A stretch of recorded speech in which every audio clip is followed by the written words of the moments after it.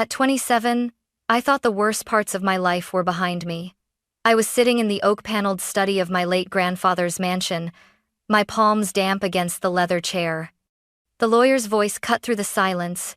All assets, including the mansion and valued at $215 million, are hereby left to his granddaughter, Emma Miller. The words felt unreal, like they belonged to someone else. My chest tightened with pride and terror all at once. Then, the double doors opened. My parents, the same people who abandoned me 15 years ago, walked in with smiles that didn't reach their eyes. "We are her guardians," they announced, their voices echoing across the stunned room. Gasps rippled through the crowd. Before I could speak, my Uncle Anthony and my Aunt Phillipa rose to their feet. And in that instant, I realized the real battle for my grandfather's legacy was only beginning. I wasn't always the granddaughter of a millionaire. Before marble floors and crystal chandeliers, my world was peeling wallpaper, broken floorboards, and the sour smell of spilled whiskey. I grew up in a rusty trailer on the outskirts of Dallas. My father, Robert, was once a mechanic, but by the time I was old enough to remember his face, his hands shook from gambling losses more than from working with tools. My mother, Linda, wore a waitress uniform so faded you could barely see the diner's logo on her chest. Most nights were the same. Dad would stumble in, his eyes bloodshot, slamming the door hard enough to rattle the thin walls. "Where's the money, Linda?" he'd roar. Mom would stand by the sink, hands wet from dishes. "I brought what I could. Stop asking for miracles." "Miracles?" he barked, tossing a crumpled envelope of unpaid bills onto the table. "You call this survival?" I would hide behind the thin bedroom door, clutching my pillow, my 12-year-old body trembling. Sometimes glass would shatter, sometimes Mom's muffled crying would follow. And always, silence came after the heavy silence of two people who had already given up. Mom loved me in her quiet, desperate way. I still see her tired eyes when she slid a bag of leftover diner food onto the table. "Eat, Emma." I already had something at work. She hadn't. I knew it. Her ribs showed through her blouse, but she still pushed the fries toward me, her lips pressed into a weak smile. Then came that morning. The cold bit through the trailer like knives. I woke up shivering under a paper-thin blanket. Usually, I'd hear their voices fighting, crying, or just the clink of coffee cups. But that morning, there was nothing. "Mom?" I whispered. No answer. "Dad?" My voice cracked. The living room was empty. The kitchen, too. I pushed open their bedroom door and found the bed unmade, the closet yawning open with clothes thrown about as if someone had left in a rush. My heart pounded as I stumbled toward the table. A torn scrap of notebook paper sat in the center, weighed down by a chipped mug. The handwriting was unmistakably my father's. "Find your grandfather. He'll take care of you." The words blurred as tears stung my eyes. My hands shook so badly the note slipped to the floor. I rushed outside barefoot, scanning the lot. No truck, no neighbors stirring, nothing but the whistle of dry wind through dead grass. They were gone. The question burned inside me. Why? What had I done so wrong for them to leave without a goodbye? That day, the little girl who still believed in family died.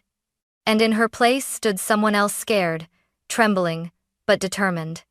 I stuffed the note in my pocket, pulled on my torn sneakers, and told myself one thing: if my parents wouldn't fight for me, I'd have to fight for myself. I didn't go to school that day. I walked for blocks with the bitter January wind cutting into my skin, the note still clutched in my fist. By the time I reached my best friend Sophie's house, my lips were blue and my shoes were soaked with mud. Sophie opened the door, eyes wide. "Emma? What happened to you?" Her father, Hank, a truck driver with broad shoulders and calloused hands, appeared behind her. He saw the note, saw my face, and didn't waste time asking useless questions. He just nodded gravely. "Get in, kid. I'll drive you." The ride was silent, except for the growl of the old pickup engine. When we finally turned into Nichols Hills, I pressed my forehead to the window. I had never seen lawns so green, houses so tall, or gates so heavy. Each mansion looked like a fortress, and then we stopped in front of his house. The Miller mansion loomed like something out of a movie. White columns, red-tiled roof, Iron gates with cameras swiveling at the top. My stomach twisted into knots. Hank leaned on the steering wheel. "You sure about this, Emma?" I nodded, though every nerve in me screamed to run. Two guards approached, stern faces shadowed by the brim of their caps. Hank showed them the note. After a tense moment, they radioed someone inside. The gates creaked open. As we drove up the long driveway, the mansion grew larger, more suffocating. I clutched my backpack like a shield. The front door opened before we even reached it. A man in a black suit, silver hair perfectly combed, stood waiting. His voice was calm but sharp. "You must be Miss Emma. I'm Raymond, Mr. Miller's butler. He's expecting you." Expecting me? My throat tightened. Had my parents called him? Or had he known this day would come all along? Raymond led me inside. The marble floor gleamed under the chandelier, my reflection distorted in its polished surface. Paintings of ancestors glared down from gilded frames. It was beautiful. Yes, but there was no warmth. At the end of a long hall, Raymond paused before a heavy oak door. He knocked once. "Enter," a voice commanded from inside. Low, firm, unquestionable. Raymond pushed the door open, and there he was. My grandfather, Edward Miller, sat behind a massive desk, his gray suit immaculate, silver hair slicked back. His eyes were knives cold, precise, unforgiving. He didn't rise. He didn't smile. He just said, "Sit." My legs trembled as I obeyed. "I know why you're here," he began, voice flat. "Your parents abandoned you.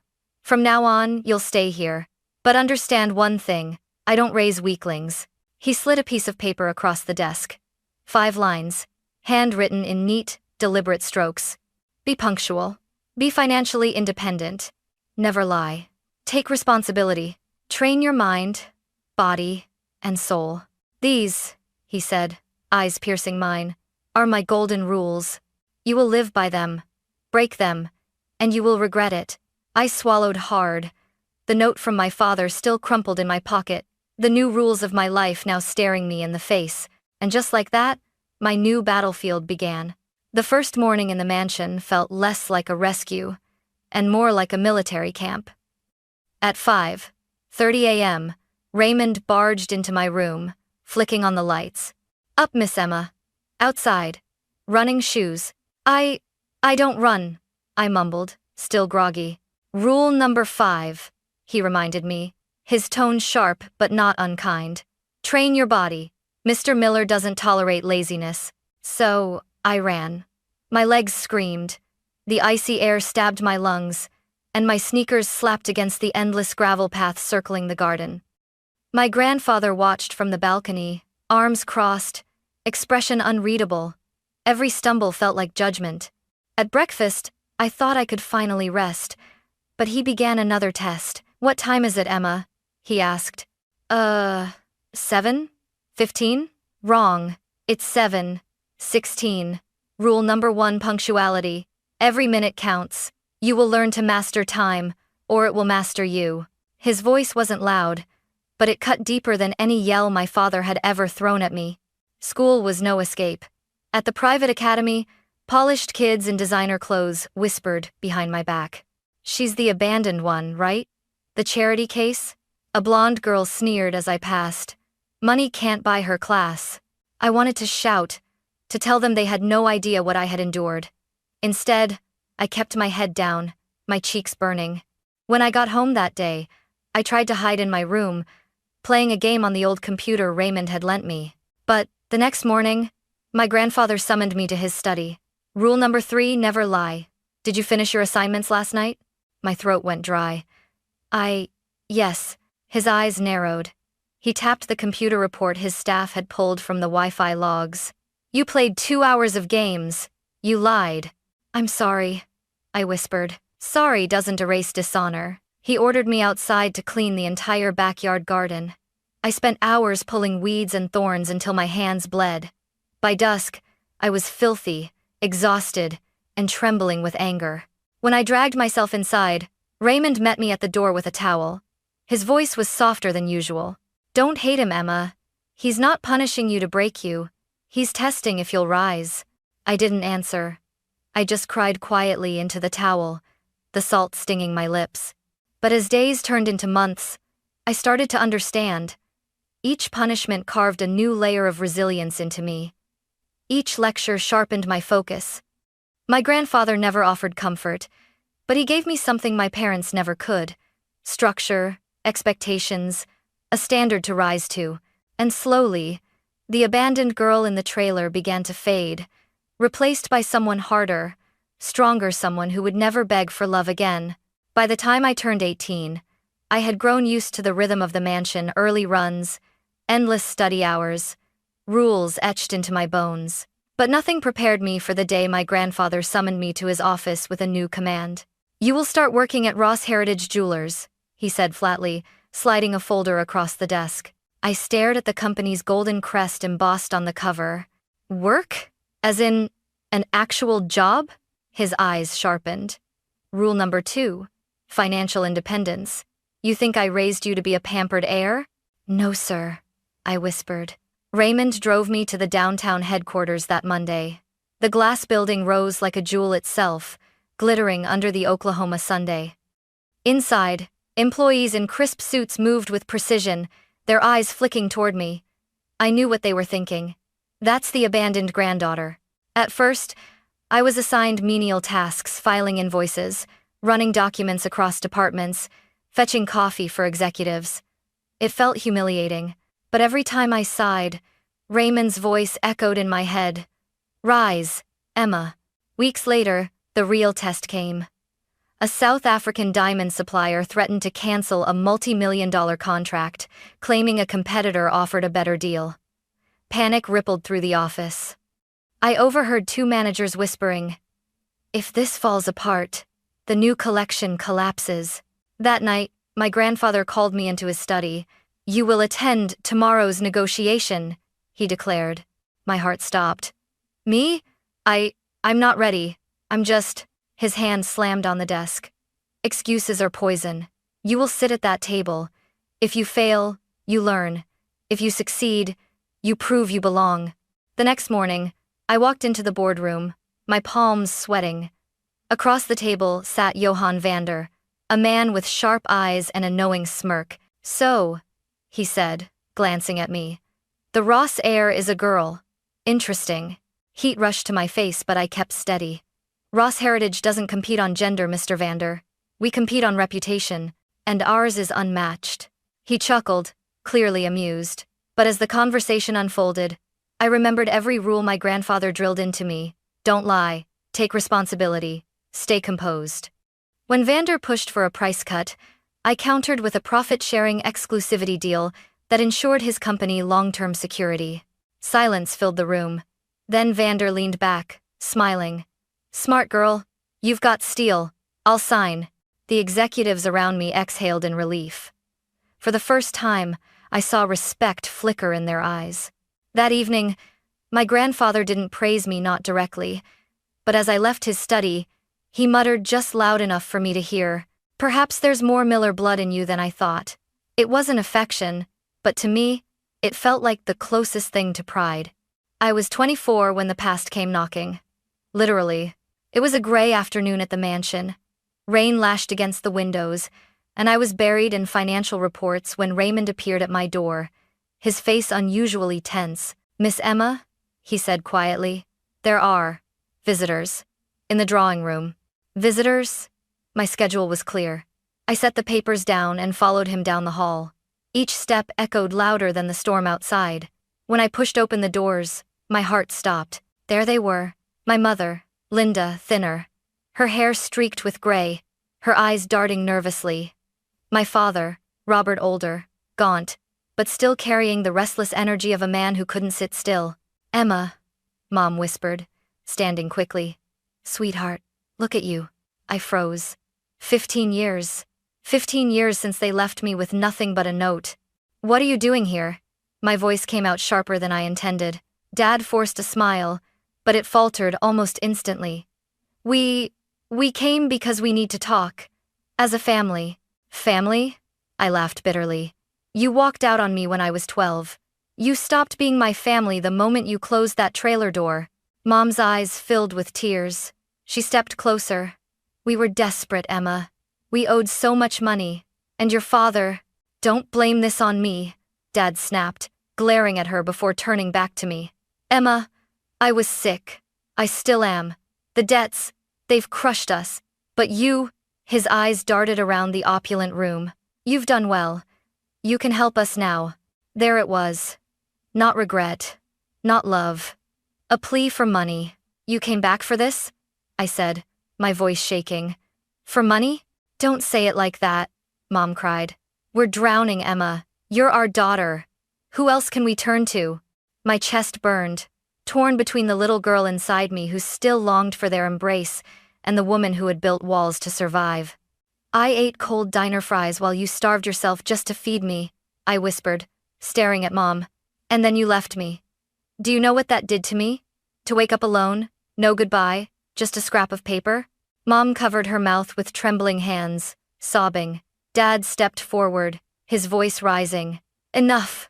You should be grateful we gave you life, that we raised you at all. And now you owe us. My fists clenched. I owe you nothing. The room vibrated with silence, broken only by the storm outside. I felt Raymond's steady presence behind me, his voice calm but firm. Miss Emma, remember rule number 4, take responsibility. For yourself. I drew a deep breath and looked directly into my father's eyes. I am responsible for myself. For this company. For the legacy grandfather trusted me with. But I am not responsible for your debts, your sickness, or your mistakes. My father's face twisted with anger. Ungrateful little— Robert! Mom cried, pulling at his sleeve. But he yanked away. Ungrateful? My voice cracked, but I stood tall. You abandoned me when I needed you most.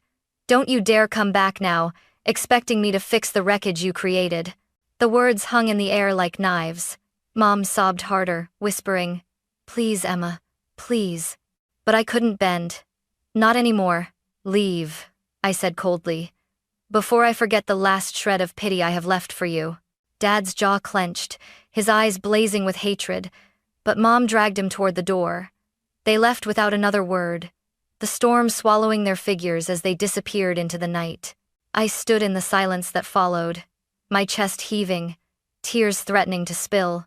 Raymond placed a hand on my shoulder. You did the right thing, he said softly. Then why does it hurt so much? I whispered. Because wounds from family, he replied, are the hardest to heal. And though I had sent them away, I knew this was only the beginning. They would return, and next time, it wouldn't just be with pleas, it would be with claws. The day my parents left the mansion in the storm, I thought I could finally breathe. But peace never lasts long in this house. Weeks later, Raymond knocked on my study door, his usual steady composure cracked. Miss Emma, he said softly, your grandfather is not well. I hurried down the hallway, my heart thundering louder than my footsteps. In his bedroom, the air smelled faintly of medicine and antiseptic. My grandfather, Edward Miller, the man who had terrified me with his sharp eyes and unyielding rules, sat slumped in his chair, his face pale, his hand pressed to his chest. Sit, he rasped when he saw me, as if weakness couldn't rob him of authority. Grandpa, you should be resting. Rest is for the dead. He shot back, then coughed, his whole body trembling. Raymond rushed forward with water, but Edward waved him away, his eyes, though dimmer, still cut through me like steel. I don't have much time, Emma. You need to be ready. My throat closed. Don't say that. Silence, he snapped, then softer. Listen. He pulled open a drawer and handed me a leather folder. My hands shook as I opened it. Inside were documents stamped and notarized legal transfers, corporate shares, guardianship records. One page stopped my breath cold. A Child Protective Services file. It read in black and white what I had always known, but never wanted confirmed. Robert and Linda Miller had voluntarily relinquished guardianship of their daughter, Emma Miller, 15 years ago. I couldn't move. My hands trembled, the words blurring. They signed me away? Yes, Edward said. They left you. And I claimed you. Don't ever forget that. Tears stung my eyes, but his voice cut through my grief. A legacy isn't just money or property. It's honor. and honor must be protected at all costs. I nodded, clutching the folder like a shield. In the weeks that followed, his health worsened. He no longer came to the office. Instead, I attended board meetings in his place, the directors eyeing me with thinly veiled skepticism. Anthony, my uncle, and Phillipa, my aunt, appeared more often, circling like vultures. At the funeral planning meeting, Anthony leaned close, his breath heavy with scotch. "You really think the old man's empire will fall into your lap, little girl? You've got no idea how this game works." Philippa's smile was sharper than glass. "You'll crumble under the pressure.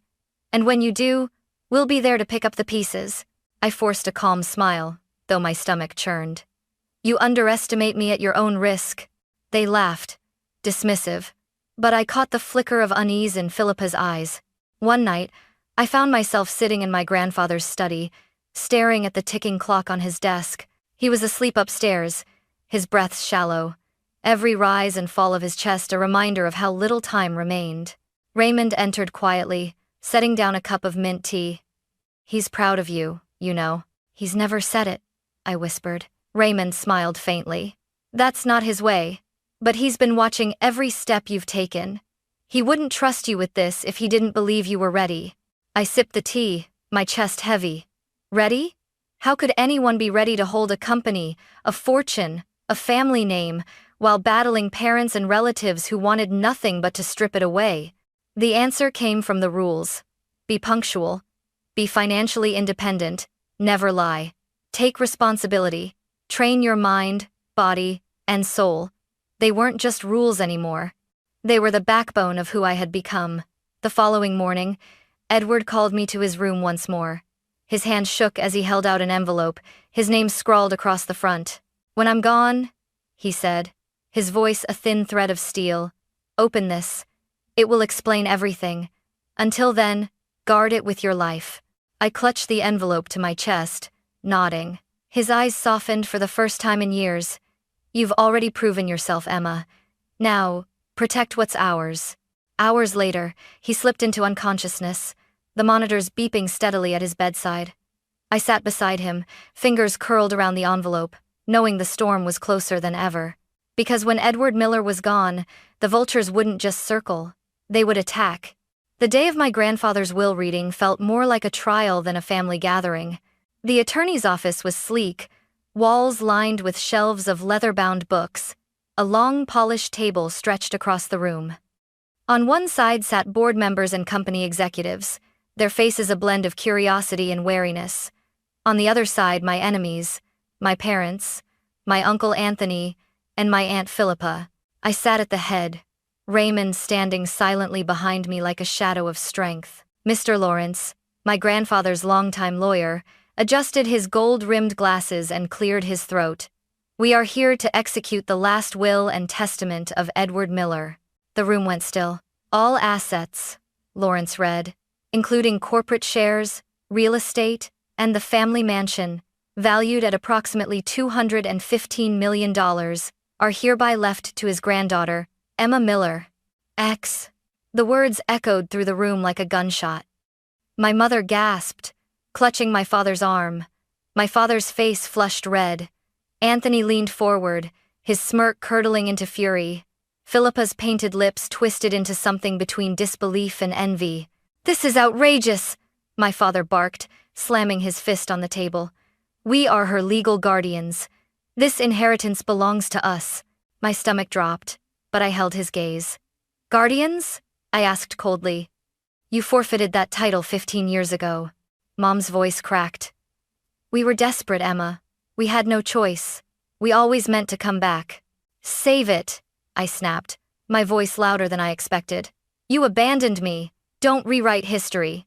Anthony jumped in, pounding the table. "If not them, then me. I am Edward's bloodline too. As his son's heir, I have more right than a girl who knows nothing about this empire." Phillipa tilted her head, her tone dripping venom. "Face it, Emma. You've been a puppet. You think sitting in board meetings makes you ready to lead a $100 million empire? The company needs stability, not sentiment." My pulse roared in my ears. Rage clawed up my throat, but before I could speak, Lawrence calmly opened another folder.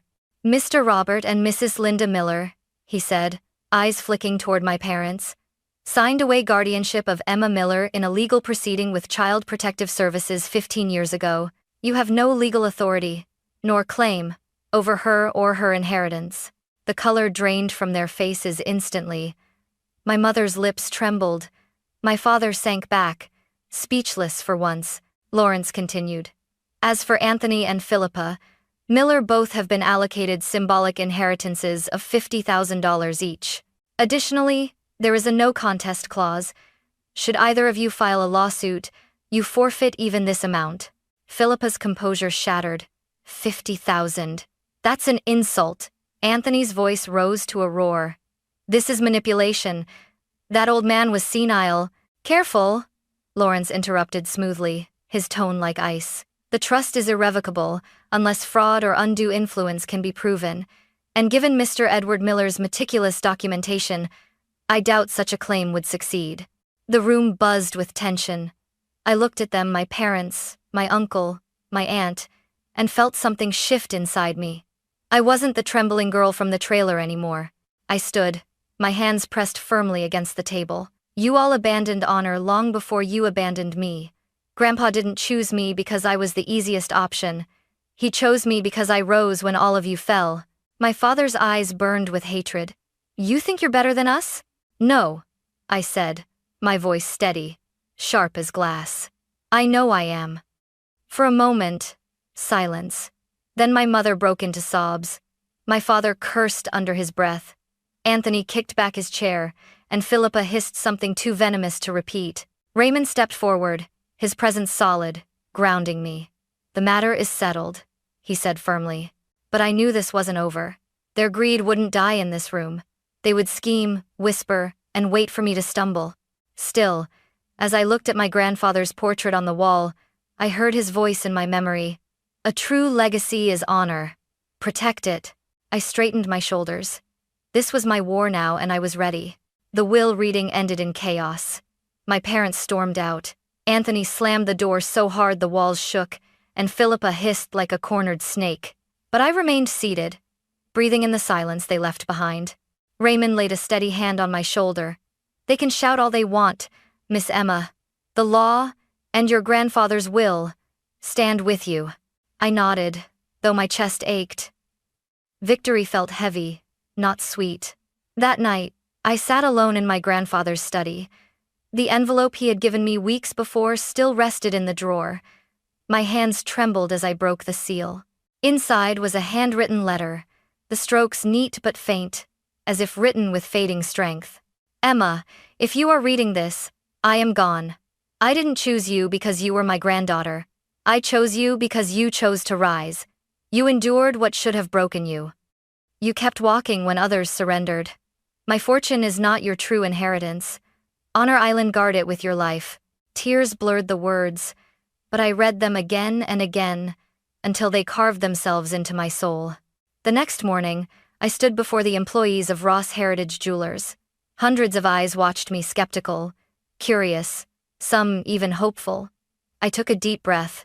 We are not just a company that sells jewelry, I said, my voice carrying across the room. We are a legacy. My grandfather built this empire on discipline, responsibility, and honor. Those values will not die with him. They live in me, and I promise you, they will carry us forward.